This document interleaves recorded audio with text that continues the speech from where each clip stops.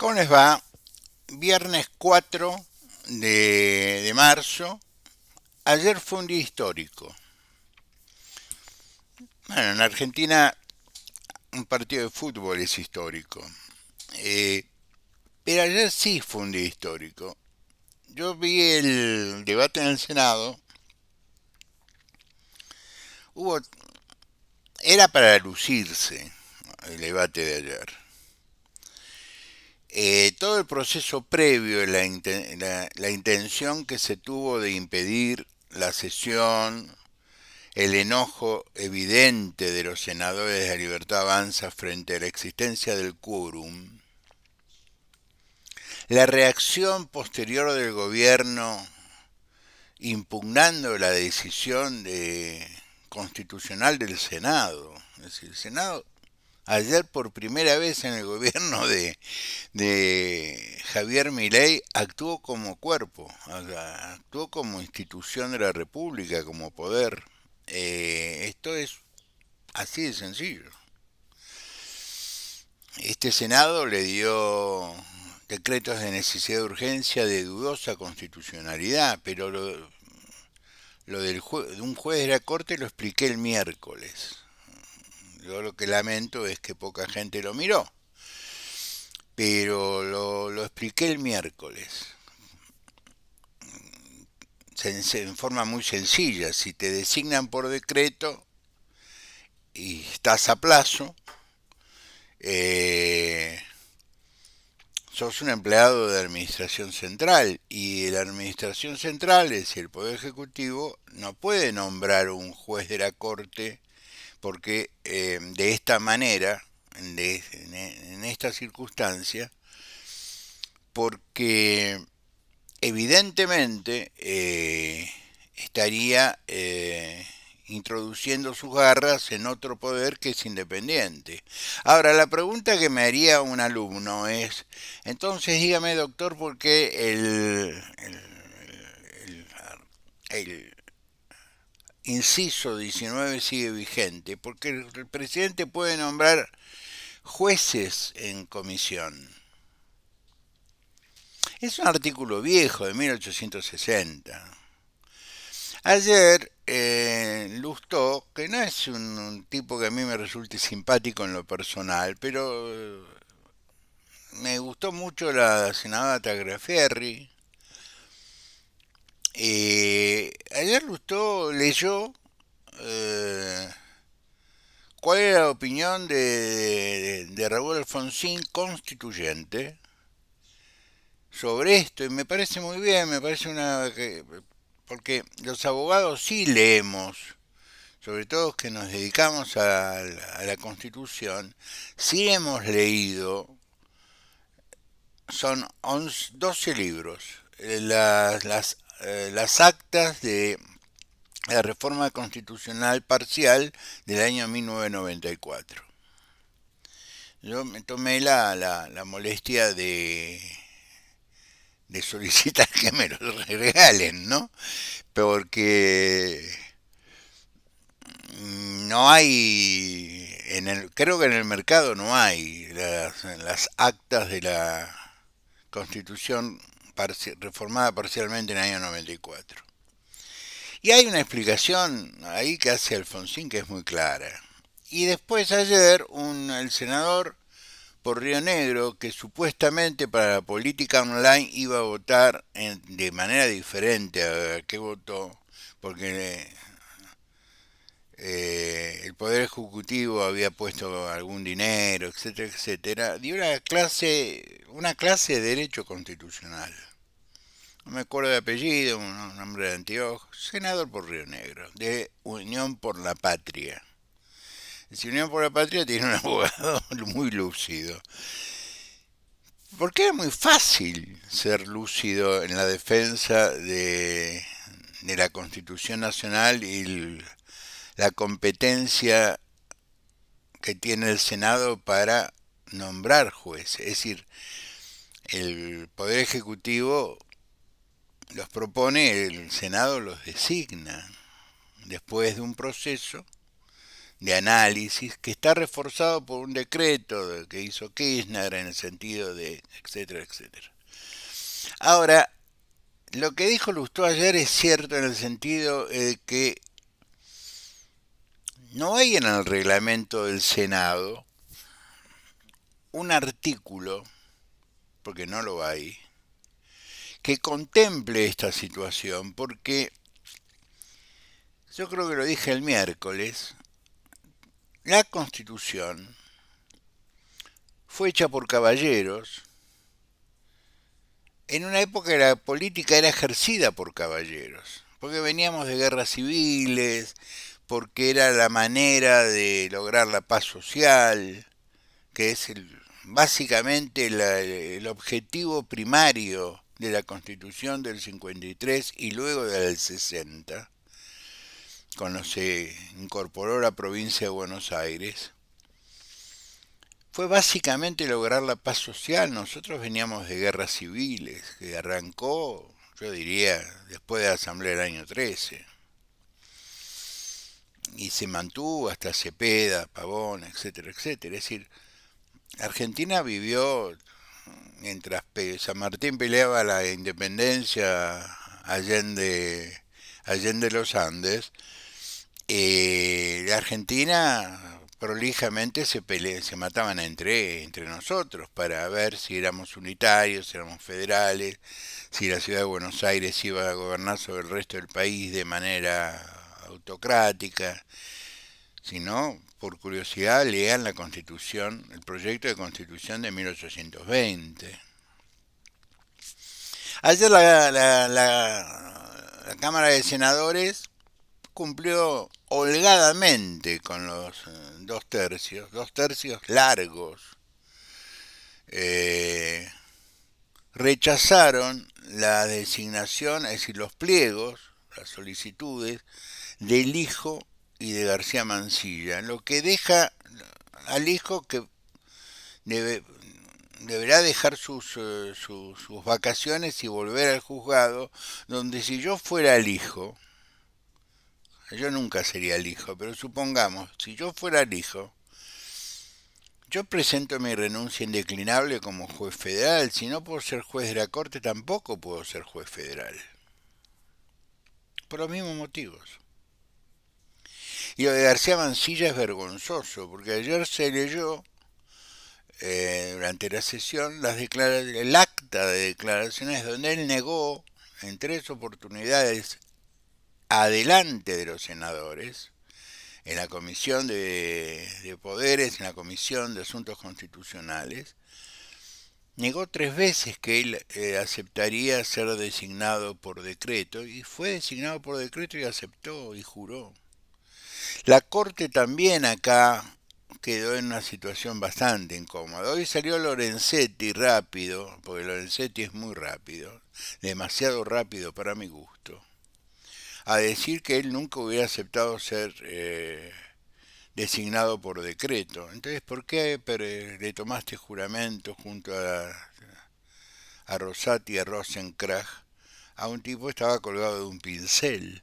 El argumento jurídico será, pero fue designado por un artículo de la Constitución Nacional que está vigente.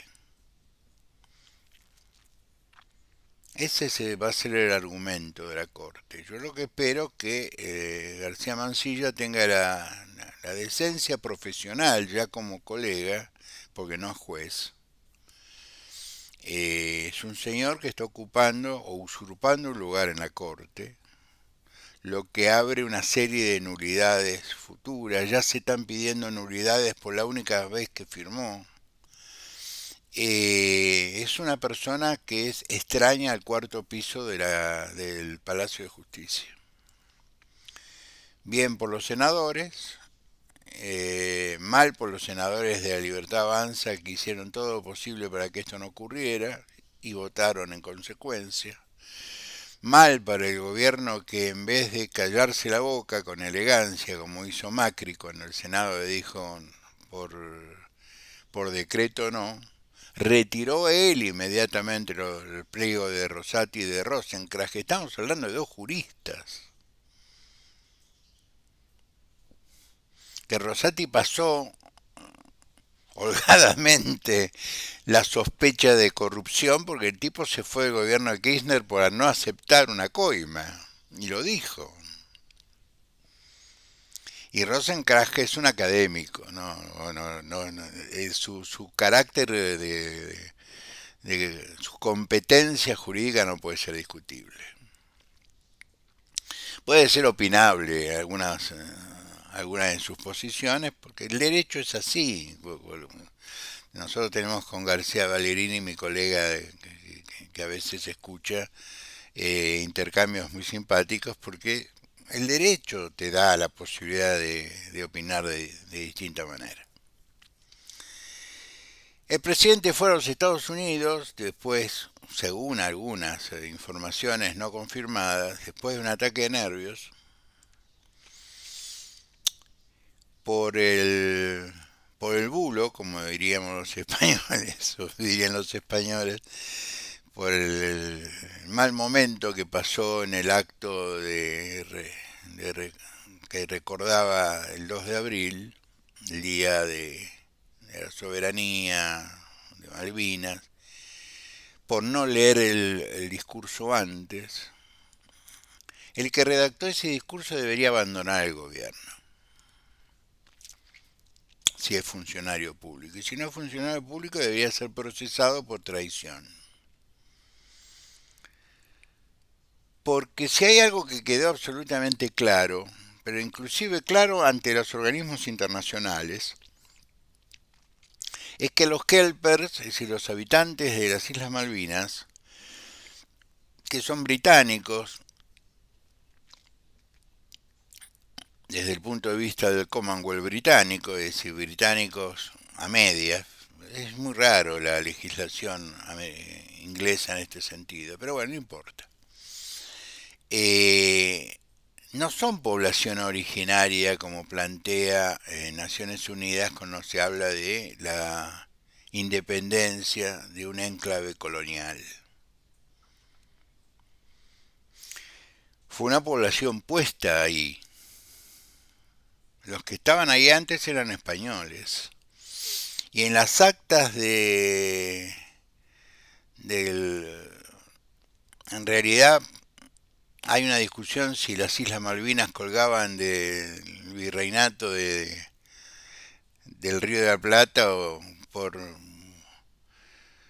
del virreinato del Perú a través del virreinato de Santiago de Chile, que no era un virreinato, pero bueno, no importa. Pero no, los ingleses que están ahí, los británicos que están ahí, no son población originaria. Por lo tanto, Naciones Unidas los puso en una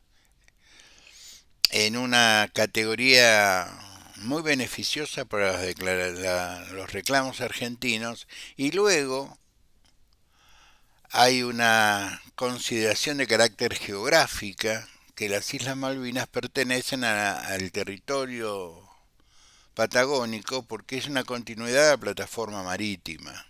Es decir, todas estas cosas que son comentarios, si el discurso lo escribe un funcionario de Cancillería, no digo un funcionario de primer nivel, ¿no?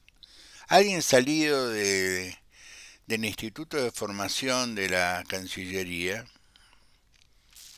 hubiera escrito otra cosa, hubiera hecho una reivindicación, porque entre otras cosas las Islas Malvinas es nombrada en la Constitución Nacional, es decir, nosotros anclamos nuestros reclamos hacia las Islas Malvinas en la propia Constitución. Las Islas Malvinas tienen una capital, que es en el sur, en la provincia de Tierra del Fuego.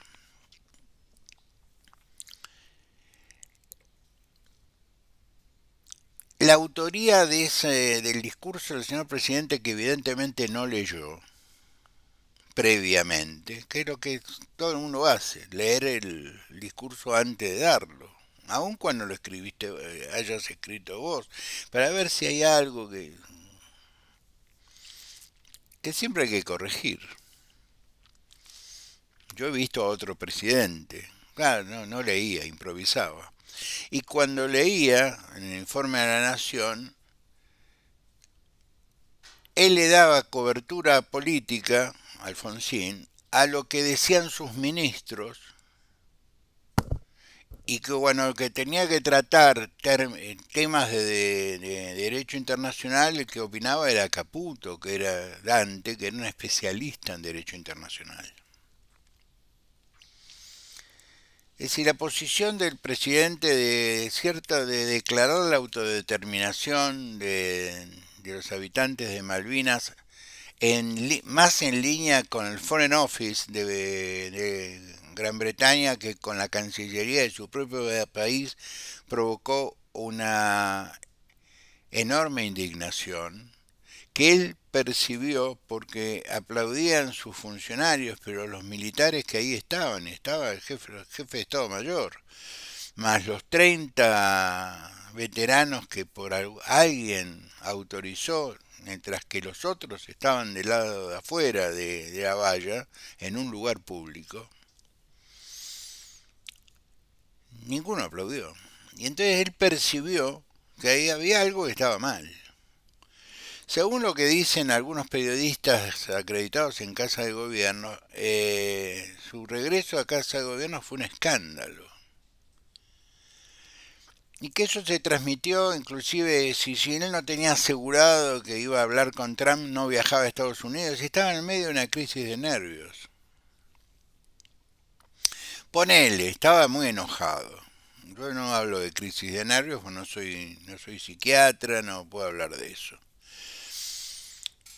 Pero que estaba muy nervioso y expresaba su nerviosismo, su frustración, su enojo. Lo llamó a Luis Petri, eso lo sé por un correligionario de Mendoza, y le dijo de todo, lo que Luis Petri le tendría que haber contestado: mi renuncia está a su disposición, señor presidente. Es decir, hay un punto donde cuando vos dejás de tener dignidad ya no hay manera de explicar absolutamente nada. Es decir, como las declaraciones de Patricia Bullrich, no. Es decir, entran en un terreno que no deben ser ni siquiera comentadas. Lo concreto que el presidente viajó a Estados Unidos con la promesa de que se iba a sentar 5 minutos con Trump y le iba a dar la mano, es decir, que fue a buscar una foto, ponele, suponiendo, de forma bastante infantil, que una foto iba a calmar a los mercados. Los mercados no se calman más, pobre, le tocó la tormenta perfecta porque el día 3 Donald Trump rompió el globalismo en lo comercial. Lo rompió, lo destrozó. Es decir, metió aranceles a todo el mundo. Y la respuesta de Europa, la respuesta de Canadá, la respuesta de México, que fueron los dos primeros países que sufrieron los arrebatos nacionalistas de Donald Trump, un keynesianismo llevado al límite, eh, no se hicieron esperar, entonces dijeron: bueno, vos me metés aranceles, bueno, yo hago lo que llaman derecho internacional. En esto vamos a estar de acuerdo con mi colega García Vallerini. De la Convención de Viena del Derecho de los Tratados hablan de que las relaciones entre los estados en las convenciones deben ser espejos. Entonces van a aplicar la teoría del espejo. Si vos me subís el 25%, yo te subo a todos tus productos al 25%. Pero la manera que tiene Trump de analizar los aranceles es en función de la cantidad de dinero, de desbalance en la balanza comercial de exportaciones e importaciones que tienen los Estados Unidos. Una forma bastante extravagante. Lo que el tipo pretende es no seguir teniendo déficit de balanza de pagos. La respuesta del presidente es decir, bueno, vamos a adaptar nuestra legislación a los deseos de Donald Trump. Y a nadie le explicó al presidente que estamos dentro de un convenio internacional de larga data, afirmado y confirmado, que es el Mercosur. Y que nosotros no podemos armar un tratado de libre comercio con alguien que no va a bajar sus aranceles a los productos argentinos. Porque si le baja los aranceles a los productos argentinos, tiene que hacer lo mismo con todos los demás. Y es precisamente lo que no quiere Donald Trump. Es decir, no fue una semana de éxitos para Javier. Los mercados están enloquecidos, los mercados mundiales están enloquecidos, por lo tanto el mercado argentino no va a escaparse a esta tendencia. Eh, pero empieza a haber una fractura muy evidente, inclusive en el propio gobierno. Hay información periodística seria, de la seria, y básicamente información de empresarios que dicen que el día viernes es el último día del Toto Caputo en el gobierno. Hoy. Hoy, el lunes, el martes. Los mal pensados dicen están esperando el acuerdo con el fondo para el acuerdo con el fondo terminar algunos negocios del carry y así puede cobrar comisión. Esto es muy básico. Decir esto es de una enorme bajeza. En estos mercados la comisión se cobra antes. Pero bueno, no importa. Es como los penalistas. El penalista cobra antes. Somos los constitucionalistas que por ahí no cobramos nunca. Pero los penalistas cobran antes. Bueno, los traders económicos o financieros también cobran antes. Cobran la primera operación y cobran el total de la operación. Pero bueno, no importa.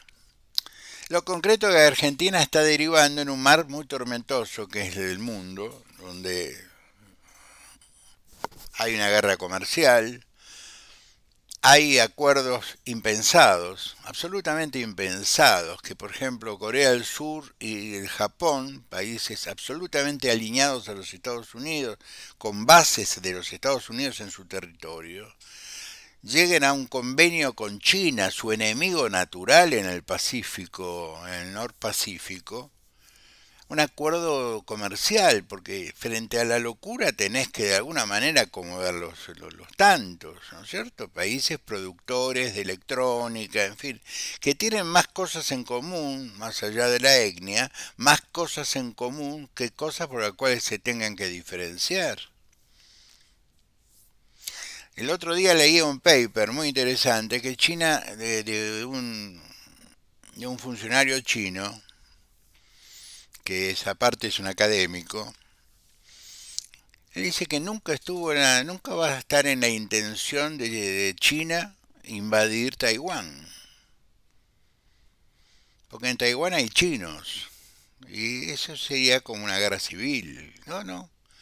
Taiwán fatalmente va a ser un estado asociado a China, que hay que esperar cuándo. Y que todos estos movimientos de tropas, bueno, puede ser un acto de presión, no tenemos dónde ir porque tenemos a Taiwán enfrente.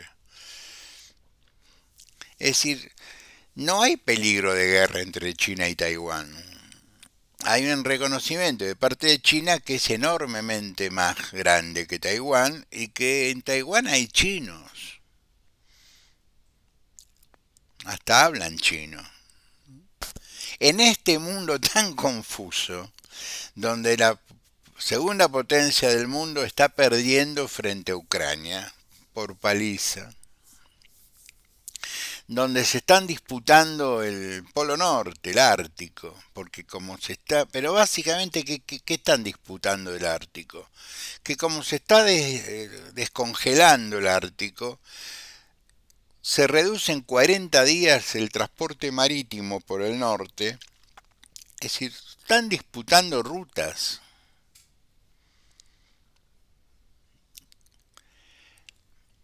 Cuando vean tierra en el Ártico es porque Buenos Aires desapareció, porque el mar creció 15 metros. Entonces, en este mundo tan confuso se está desarrollando la administración del presidente Javier Milei. Ayer quedó confirmado que en la lista de Adorni hay kirchneristas, pero kirchneristas que fueron funcionarios kirchneristas. Está confirmado por varios periodistas, porque se pusieron a leer la lista. Es muy fácil, como yo explicaba el miércoles. Agarren la lista de Capital, los que son de Capital, vayan, pidan una boleta y se sientan en Google, de Adorni para abajo, fíjense cuáles son sus historias. Acá se cerró el día de ayer las listas para el 11 de mayo, donde se vota. Encabeza un joven radical, se llama colega Adriano Morone, fue presidente de la Juventud, es presidente de la Juventud Radical Nacional y encabeza la lista de diputados provinciales. Él ya es diputado provincial, por lo tanto va por su reelección, pero encabeza. Hay un cambio generacional. Estoy viviendo en Jujuy, donde me vine a retirar, un cambio generacional en mi partido, cosa que yo nunca pensé que iba a ocurrir. Perdón. Pero sí, hay un cambio generacional evidente, absolutamente evidente. Y segunda noticia importante para todos es que acá se respetó la palabra. Acá se espera meter 12 diputados provinciales. Un número razonable. El puesto octavo, es decir, entra cómodo, va el presidente del PRO de Jujuy, que también va a su reelección, el doctor Luciano Angelini. Es decir, en Jujuy se mantiene la lógica de Juntos por el Cambio, pensando que el PRO es una unidad política pequeña en Jujuy, muy pequeña. Más, es más grande que los libertarios, sin duda, pero es pequeña. Que si el espíritu que yo vengo planteando desde hace mucho, que en las provincias se va a manejar las cosas de manera absolutamente diferente, se está dando. Por el simple hecho que hay que hablar con la gente del interior cuando uno tiene amigos y sobre todo cuando uno se dedicó a política toda su vida.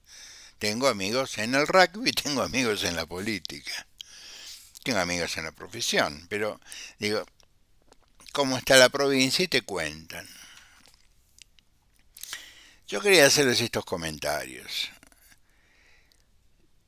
¿Se puede titular que ayer el gobierno recibió una paliza institucional de Hórgado? Sí.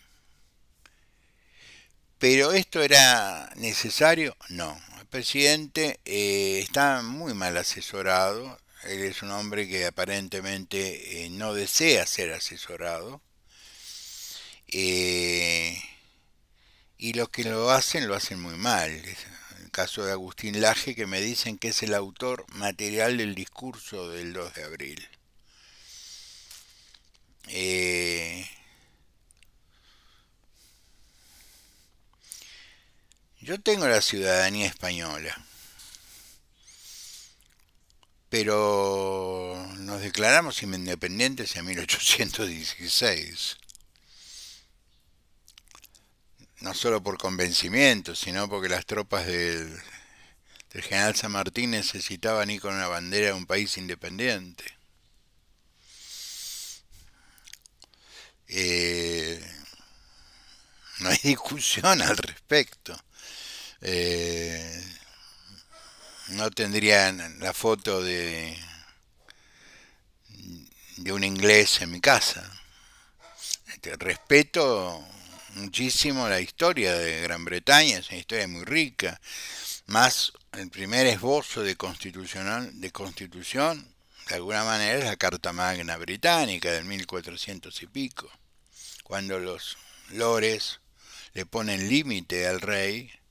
Es una manera de constitucionalismo moderno.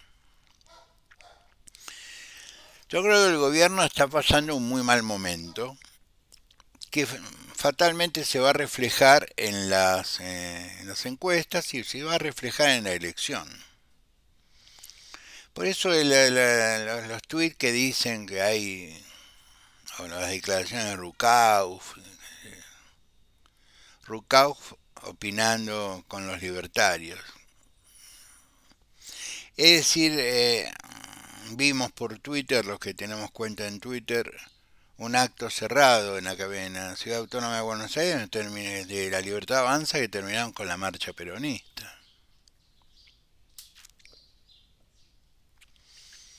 Yo sería más prudente en la era de los teléfonos inteligentes, que sobre todo podemos grabar y filmar.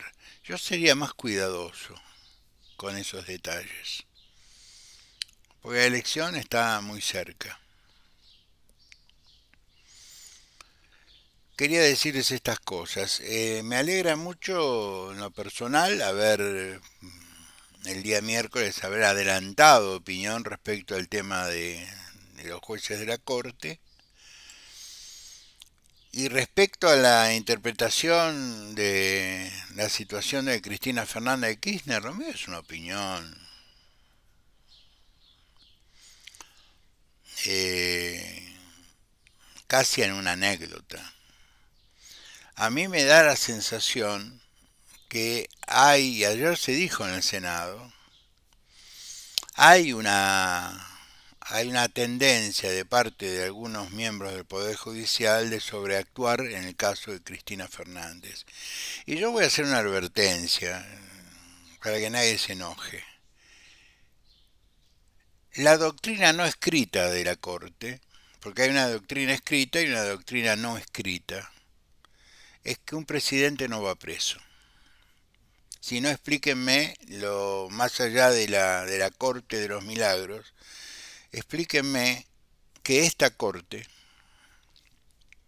esta composición de la Corte, con Harrington, con Olasco,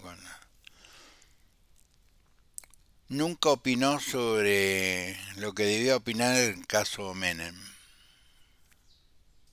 Nunca confirmó la condena.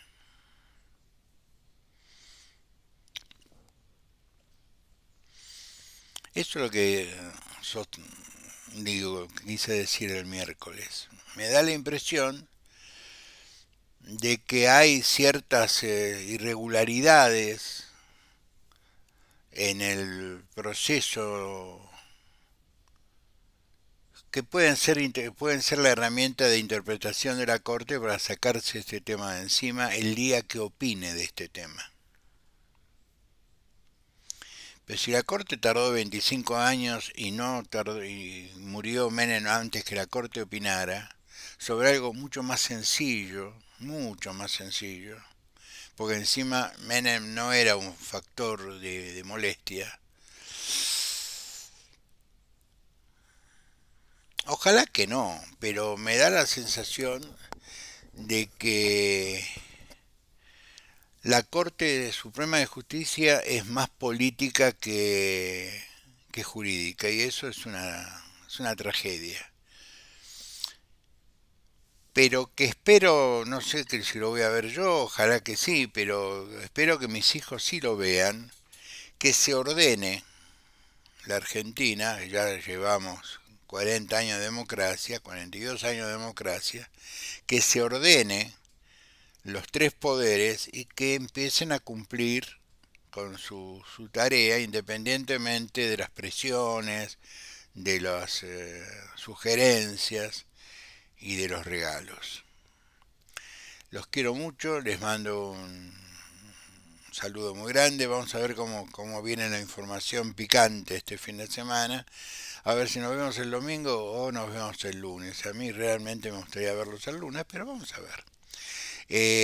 Sean buenos, pórtense bien, el mejor fin de semana posible para ustedes. Gracias.